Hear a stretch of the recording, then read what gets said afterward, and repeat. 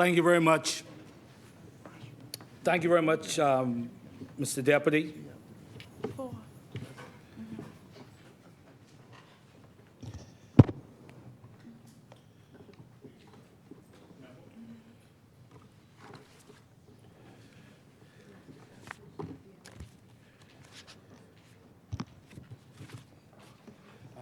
I need that stuff from that lady right there.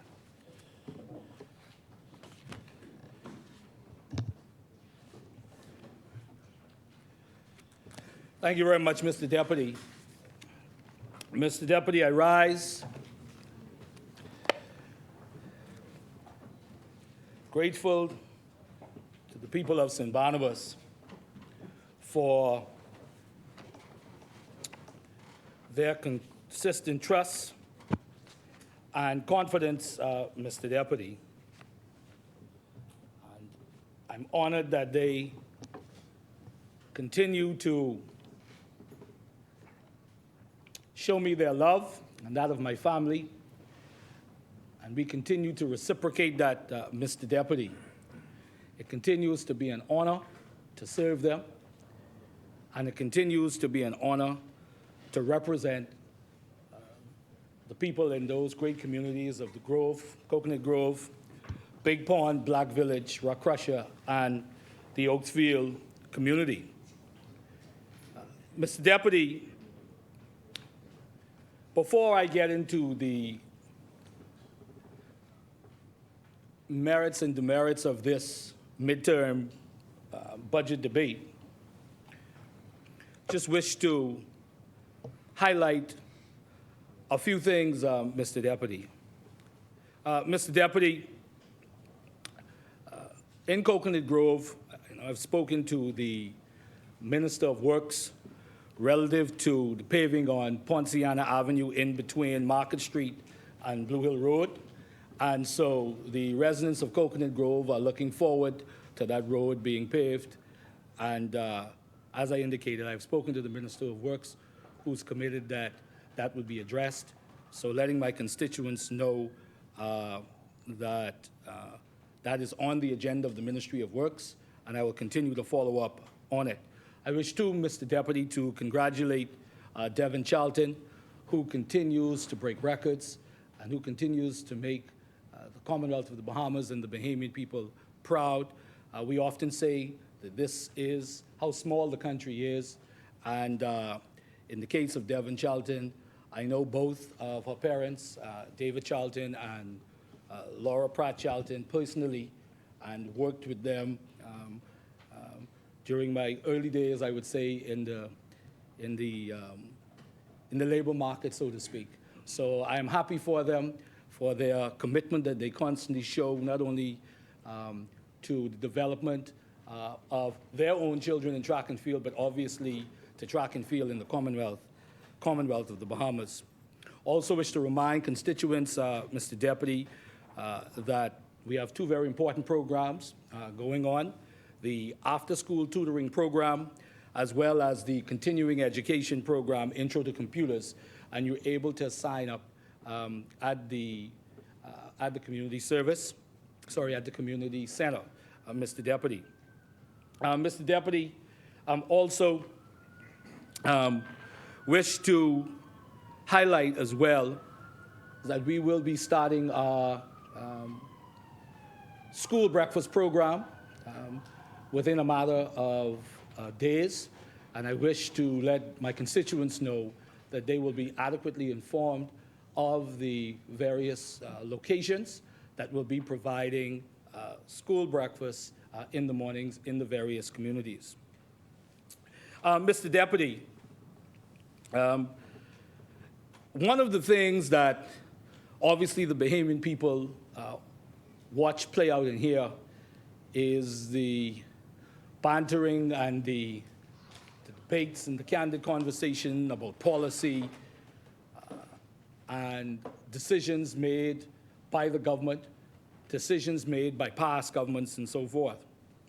And as I've consistently said, Mr. Deputy, and I often tell persons who would walk up to you in public and say, boy, I see you and so, y'all was rowing, y'all don't get along, eh?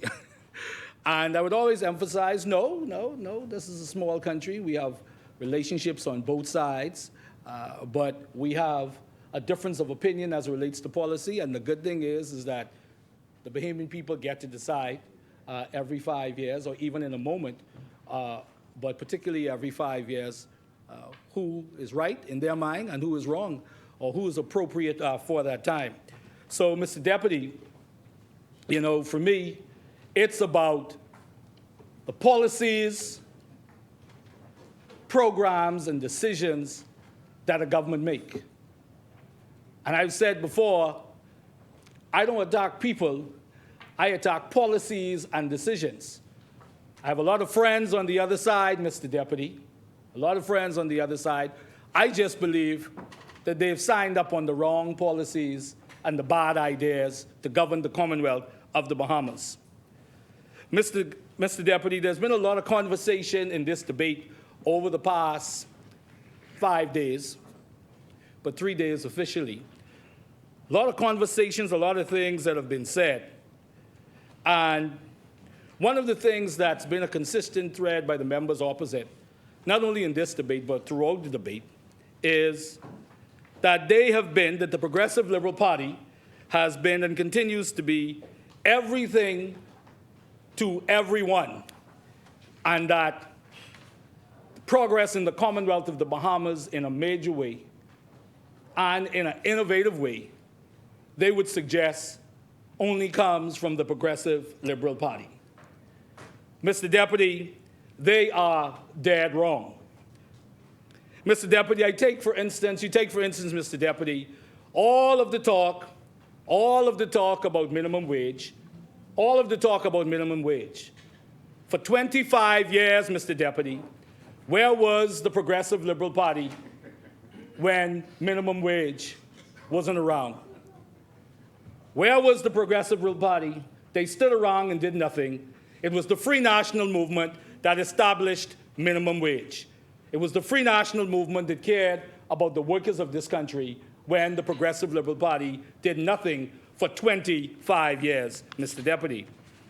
Mr. Deputy, on workers' rights, when Bahamian workers were working a 48-hour work week, where was the Progressive Liberal Party to ensure that those work hours, that work week would be reduced? They stood around and they did nothing. It was the Free National Movement that reduced the work week from 48 hours to 40 hours, Mr. Deputy. When it came to pregnant women on the job, because one time ago, Mr. Deputy, a pregnant woman, was a burden to businesses. Where was the Progressive Liberal Party for 25 years on that issue? It was the Free National Movement that ensured that pregnant women on the job were protected, Mr. Deputy. On terminations, Mr. Deputy, on unemployment benefits, the Progressive Liberal Party for 25 years stood around and did nothing. But it was the Free National Movement that ensured that unemployment compensation was something that was real and put in legislation, Mr. Deputy. Mr. Deputy, what's the point of order, Mr. Deputy? The chair recognizes the honourable member for Yamakro. Start, freeze the time, please. Deputy, the member for St. Barnabas is inaccurate with some of his statements. The National Insurance Board. That's not a point of order, Mr. Deputy.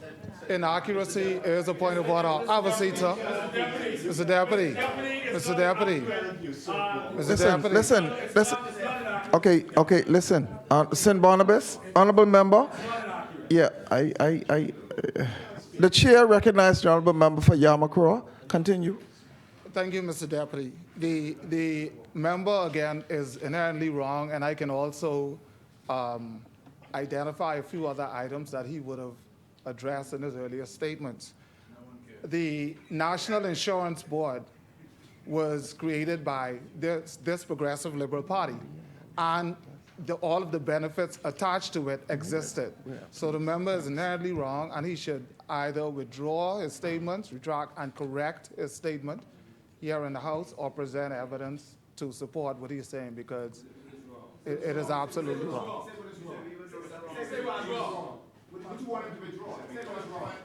The chair recognizes the honorable member for Freetown.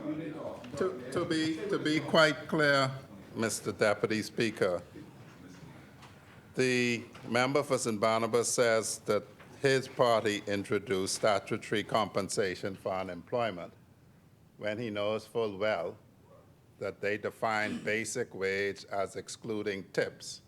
And so for persons working in the tourism industry that depended on tips, before the Employment Act, their unemployment benefits were worked out, including their tips.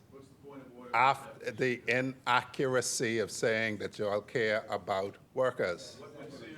And so we say that when we say, Mr. Deputy Speaker, that when they say that they improved a lot of unemployment compensation for hotel workers, people in the hotel industry, you define in the Employment Act the amount that it is worked out on.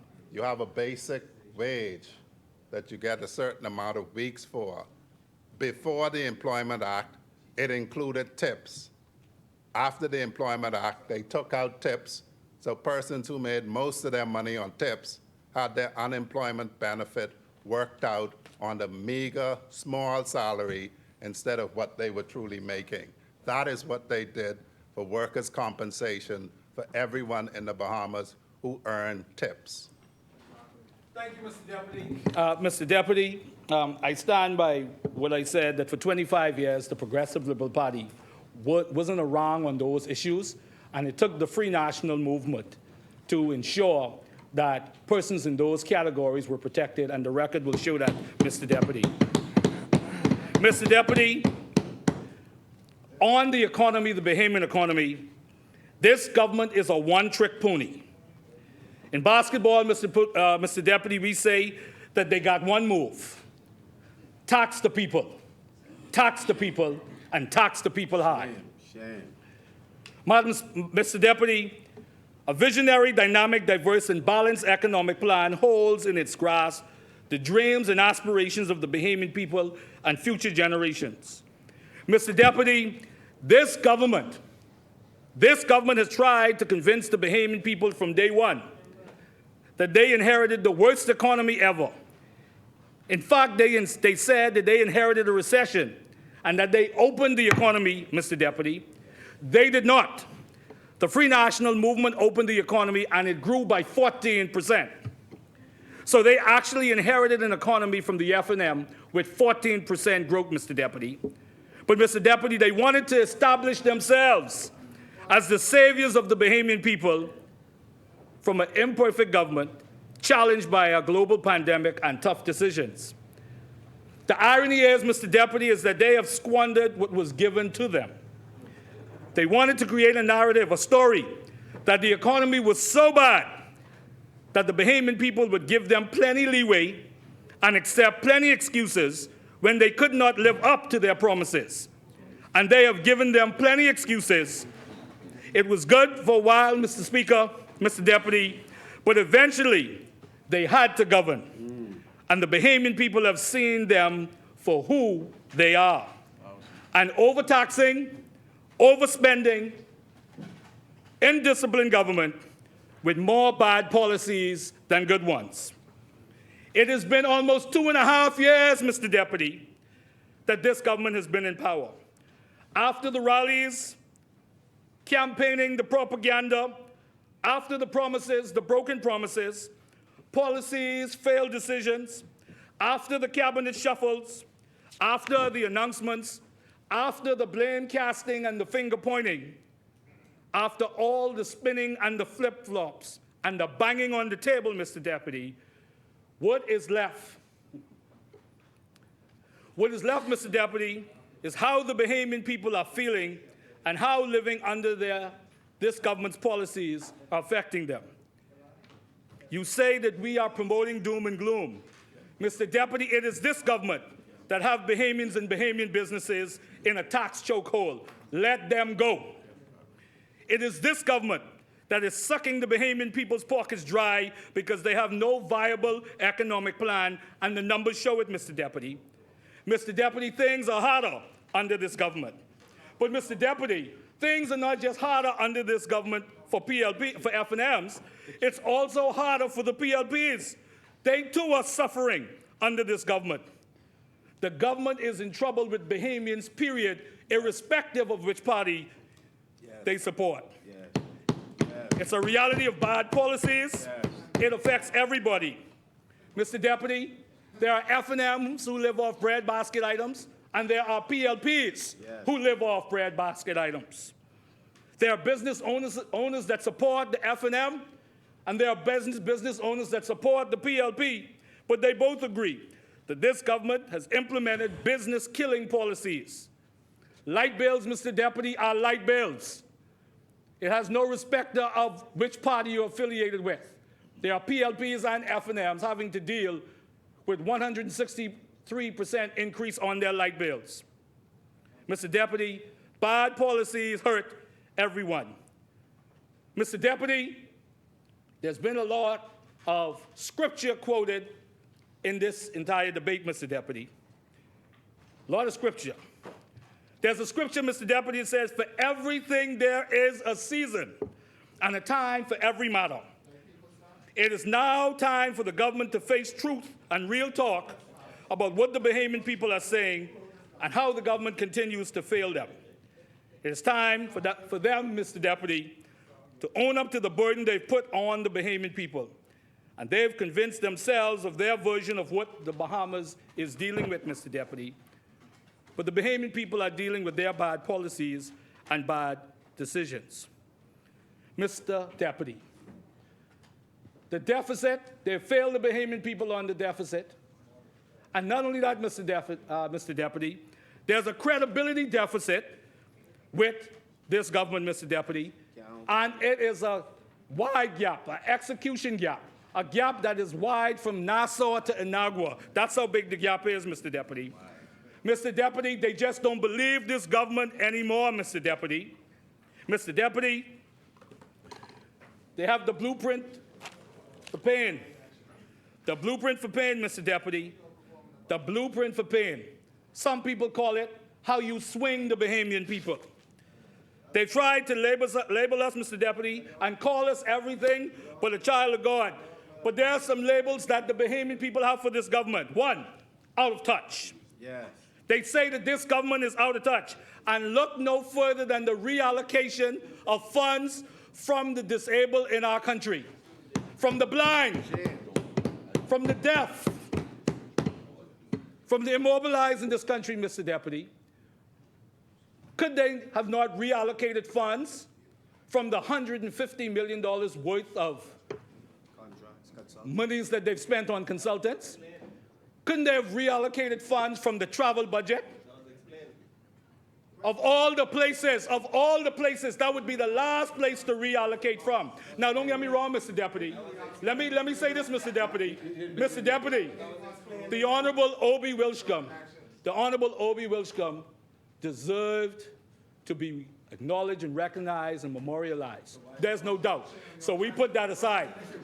The point we are making, Mr. Deputy, this government, it's an issue because you took it from the wrong place. You took it from the wrong place.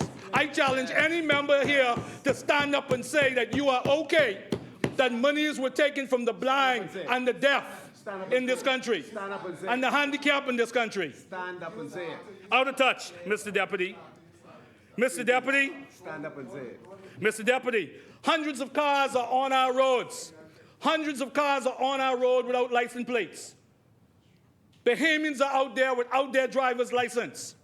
Government should be efficient, particularly as it relates to government services. Hundreds of cars with no license plates, not even some temporary program that says here's a temporary license plate for you to use, even if it's on paper. Hundreds of cars, making it more difficult for the police to police the motoring public. Yes. Yes. Out of touch, Mr. Deputy, police reservists. I stood up in this house and talked about how the police reservists came to me. They said, Mr. Cartwright, many of us have not been paid in 2 years. And I stood up and I brought it to the attention of Freetown, the member for Freetown. The response was, that ain't my responsibility, Mr. Deputy. out of touch, Mr. Deputy. Insurance taken from the uniform branches, July 1st of last year, the dependents, taken from those organizations. Out of touch, Mr. Deputy, so much so that the Police Staff Association and BDOCS expressed in a letter that they thought it was disrespectful what the government was doing. Not the officers and the correctional officers who were coming in, persons who now are in those organizations. But this government is out of touch. This government too, Mr. Deputy, another label the Bahamian people have for them is that they're confused. My colleague in the upper house say they are mixed up like Kong Salad. Like Kong Salad. They are mixed up, Mr. Deputy. They talk out of two sides of their mouths, Mr. Deputy. They don't know their knee. They don't know their knee from their elbow, Mr. Deputy. On BPL, Mr. Deputy, Yes. the government decision has caused higher electricity bills. Shame.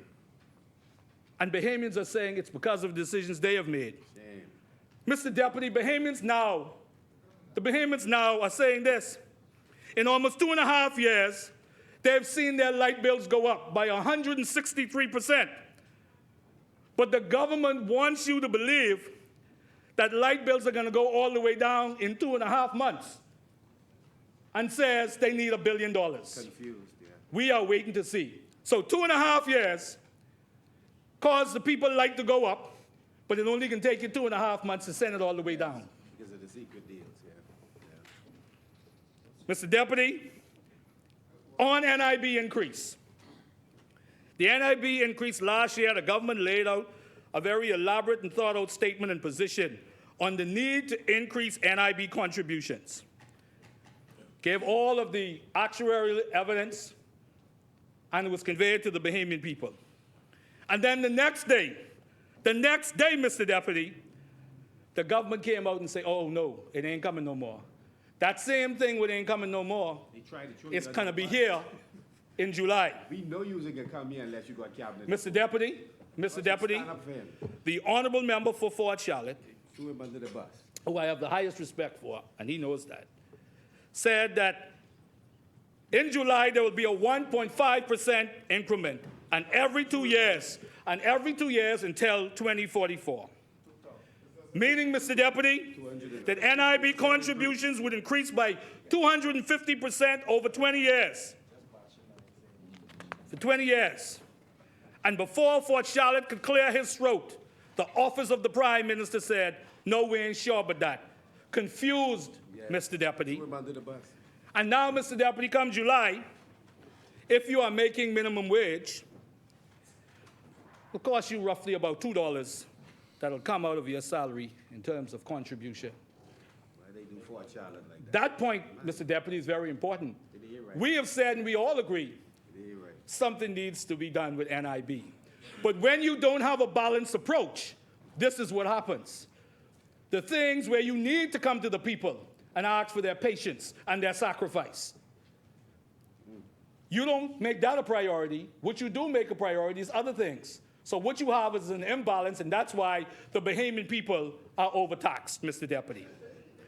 Mr. Deputy, tax and spend, Mr. Deputy. But before I get to the tax and spend, Mr. Deputy, the cruise port. This is the same government on one side of their government mouth called the F&M cruise port deal the worst deal ever. Who did that, man? But talks every day about all the tourists and opportunities that come from the same port. The F&M dredged the harbor under Hubert Ingram, and the F&M ushered the world-class cruise port under Hubert Minnis, starting the much-needed downtown revitalization. All the while, Mr. Deputy, they have not concluded a deal of their own on the Grand Lucayan. Where is that deal?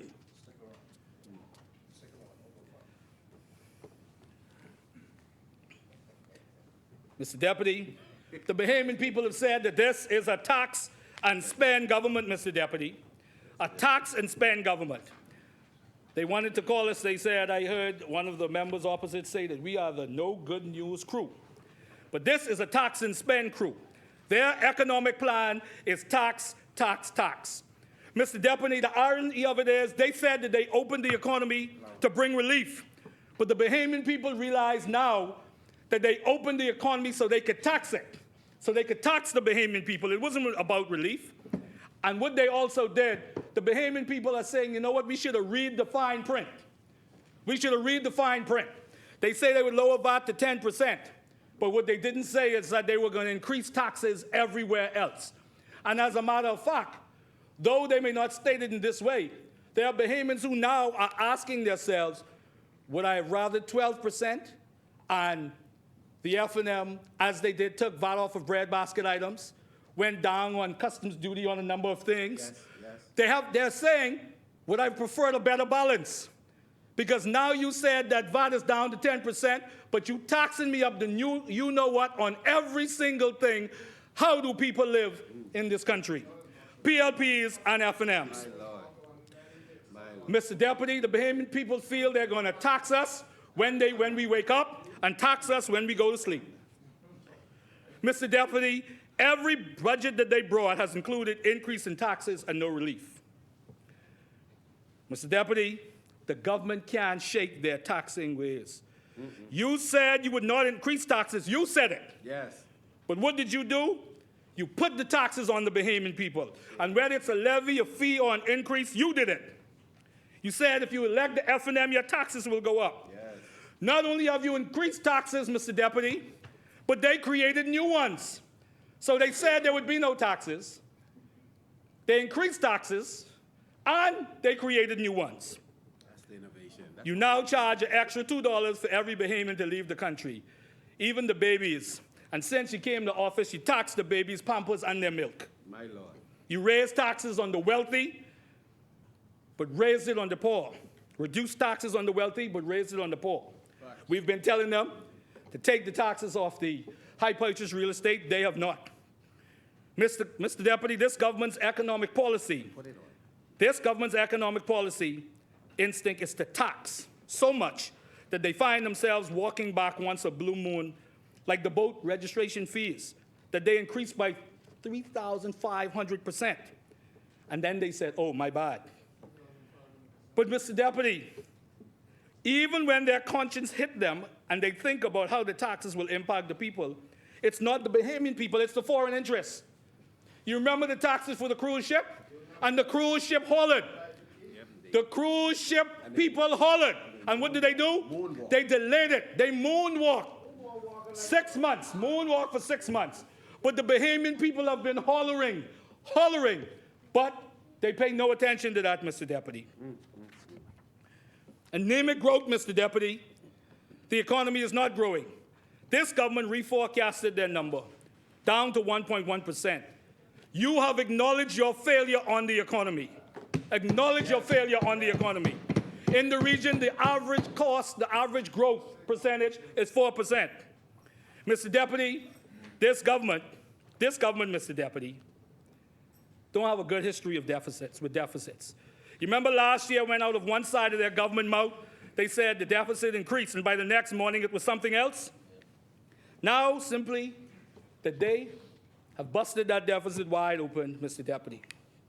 Mr. Deputy, on crime. Crime is not a political issue. You make it a political issue when you say that the government has caused murders. We've never said that. Yep. You're right. It's not a political issue to ask the government and to expect the government to respond adequately. That's called governance. Your job. So we don't say that the government caused any murders. That would be silly and outright stupid. What we're saying is that the government has failed to respond. And Mr. Deputy, when you go in here, their blueprint, they say they had it all figured out, Mr. Deputy. All figured out. All figured out, Mr. Deputy. Mr. Deputy, the Bahamian people are not impressed with your national security policies. As a matter of fact, they have closed the door on your capacity to bring real change to this issue of crime in the Commonwealth of the Bahamas. Because it's beyond this moment. It's beyond this moment, as sad as it is, and unfortunate as it is, obviously, for the families. It's beyond this moment of just the high murder numbers. It's what are we going to do to address a problem that has plagued us for a long time, and the government has yet to provide that answer. Mr. Deputy, So much so, the Neighborhood Watch Council chairman has expressed concern earlier this year about the lack of support that the Neighborhood Watch Council has gotten. And he has even said he believes that the lack of support has caused the increase in crime. That's his words. He said that. The chairman said that. This is the Neighborhood Watch Council that received international acclaim by the International Chief of Police Association, Mr. Deputy. The government said, someone in the government said, they are troubled by people, that they are troubled by people who focus on statistics. The Bahamian people are troubled, Mr. Deputy, that the murder numbers continues to increase. They are also troubled that we are advised that for 2.5 years since this government came to office, Mr. Deputy, there has not been one senior executive managers meeting at the Ministry of National Security in 2.5 years since they came to government. Not one meeting with senior managers. I repeat that again. With crime being as it is, not one senior meeting, so we are advised, with senior managers at the Ministry of National Security. Mr. Deputy. The chair recognizes the honorable member for Exuma and Ragged Island. So as to ensure that the member is not misleading the public, the main crime-fighting agency is the Royal Bahamas Police Force. I can say definitively that there are weekly meetings and weekly briefings with the senior command of the Royal Bahamas Police Force, with the Prime Minister, and when I am acting with myself, Mr. Deputy, both the Royal Bahamas Police Force as well as the Royal Bahamas Defense Force. So for the member to put such cavalier comments on the record of this House is grossly irresponsible. Thank you, honorable member. Thank you, Mr. Deputy. First of all, I'm quite aware, Mr. Deputy, I never talked about the meetings that the Commissioner of Police is having with the senior brass of the Royal Bahamas Police Force. But I know that the member, the acting Prime Minister, got to his feet and didn't express additional concern that a ministry that is responsible for ensuring the facilitation of government policy, its senior management has not met once in 2.5 years. The chair recognizes the honorable member for Exuma and Ragged Island. I'm sure the member for St. Barnabas was listening. The chief agency responsible for crime strategy and fighting crime in the country is the Royal Bahamas Police Force. He is seeming to suggest that somehow there's no crime strategy or no crime fight because there's no meeting somewhere else. But I've said for the record, and I won't belabor it, that on a weekly basis I can say definitively there are meetings at very high levels with the Commissioner of Police, the Commodore of the Defense Force, every single week, Mr. Deputy. Thank you, honorable member. The chair recognizes the honorable member for Freetown. Mr. Deputy Speaker, this habit that the opposition has of just repeating any old nonsense that they hear is very disturbing. And it's very easy for them to confirm because we know people who are affiliated with them who are in these meetings. From the time that I took office, Mr. Deputy Speaker, there are monthly meetings with all heads of agencies at the ministry. There was a meeting with senior executives to set short, medium, long-term goals.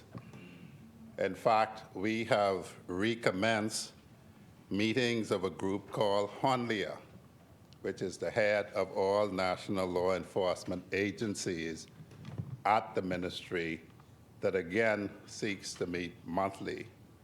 And that agency will be putting on the Northern Caribbean Security Summit in this country this month.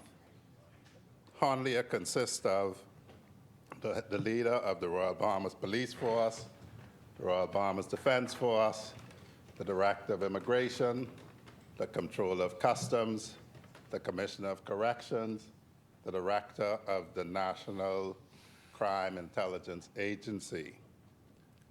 Either his information is very wrong, and it's irresponsible of a leader to repeat information that they have no personal knowledge.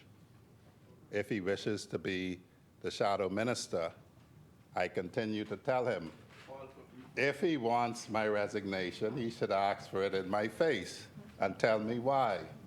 And if that is a reason, he could be briefed on all of these things.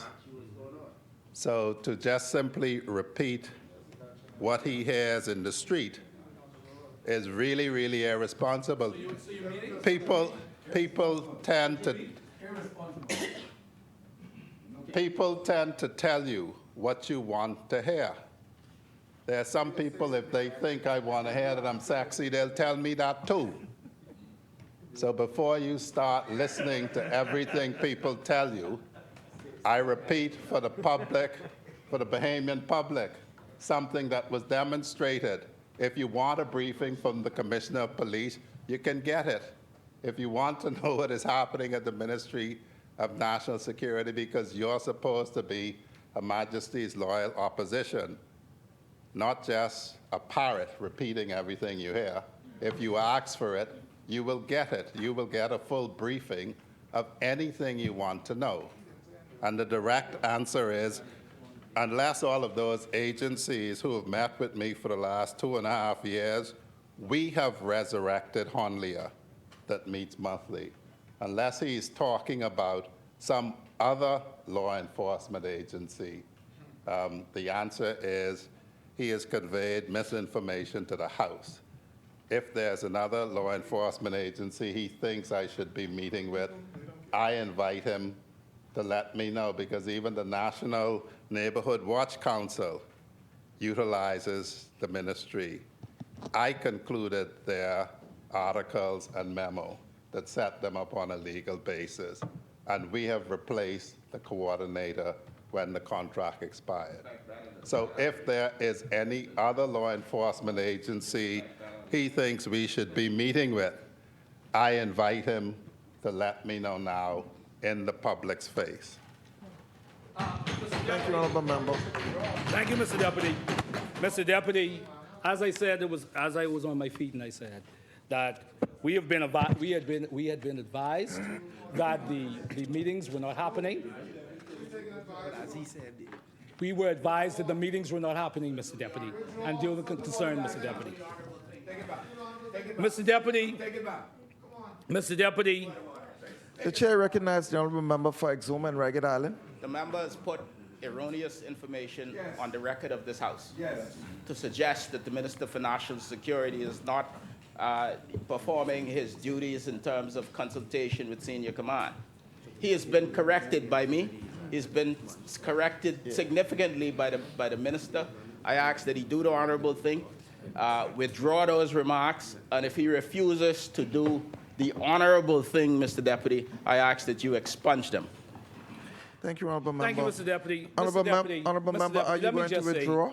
Let me just say, Mr. Deputy, we are happy that the member has acknowledged that meetings are happening. It was a concern that was expressed, and we are glad that the honorable member is saying that meetings are happening. Thank you, Mr. Deputy. Honorable Member. Mr. Deputy, Mr. Deputy, Honorable Member, are you going to withdraw? Mr. Deputy, I have said, Mr. Deputy, that the honorable member stood up on his feet. That the honorable member has stood up on his feet. Mr. Deputy, if they wish for me to withdraw, I withdraw the comments, Mr. Deputy. Thank you, Okay? Honorable Thank Member. Thank you. The chair recognizes the Honorable Member for Deputy. Freetown. Mr. Deputy Speaker. Nobody deliberately misled. No, Mr. Deputy Speaker, for myself, I'm content for it to remain on the record as a startling and vivid demonstration of how the other side comes in this House and repeats any old foolishness that they claim somebody told them. And if expunging it will rob me of that ability to address in my contribution what I intended to do, which is to take us through everything they say somebody told them, that is patently untrue, then I'd prefer for it to remain. But it clearly is not accurate. Mr. Deputy. Thank you, Honorable Member. Mr. Deputy, as I said again, Mr. Deputy, I acknowledge that the minister, I have no issue withdrawing the statement. I acknowledge that the member said that he's been having meetings. I talked about that we were advised. Yes. All right, Mr. Deputy, that we all say in here. So, Mr. Deputy, on businesses, Mr. Deputy, this government has made it harder to do business. They said that they would come in and make it easier to do business, Mr. Deputy. But the business platform, the platform for business license, Mr. Deputy, is not working adequately. Last year, we were dealing with 33,000 licenses that they had challenges facilitating, Mr. Deputy. Mr. Deputy, this government continues to say that we are the party of no. And we join with the Bahamian people to say, Mr. Deputy, to take their knees off the necks of the poor in this country. We join with the Bahamian people to say no to increased fees on government services. We say no, we join with the Bahamian people and say no to travel, increased travel, no to road traffic services, bad road traffic services. And those persons out there are doing their best. I went out there last week, Mr. Deputy. The Bahamian people have said no to reallocating funds from the disabled community, the blind, the deaf, those who can't walk. The Bahamian people are also saying no to $3.5 million that was spent and has been spent on 2 elevators.